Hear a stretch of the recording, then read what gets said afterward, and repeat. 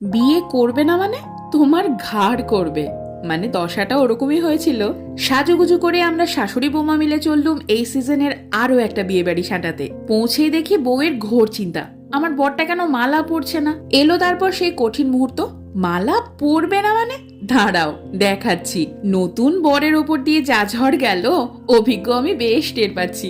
বউ ভাবছে এখনো কত নিয়ম বাকি, মালা পরাতেই যা দশা, এরপর যে কি হবে। বিয়ে বাড়িতে আলাপ হলো আর একটা নতুন বউয়ের সাথে, যে কিনা আবার আমার রায়গঞ্জের মেয়ে। চলো এবার তোমাদেরকে নিয়ে যায় সেই জায়গায় যেখানে খাওন দাওয়ানের আয়োজন করা হয়েছে। চারপাশে সেদিন এতগুলো বিয়ে বাড়ি ছিল, মনে হচ্ছে না আর কেউ বিয়ে করতে বাকি রয়েছে। বাই দি ওয়ে, কমেন্টে লেখো এই সিজনের তুমি কটা বিয়ে বাড়ি নেমন্তন্ন পেলে।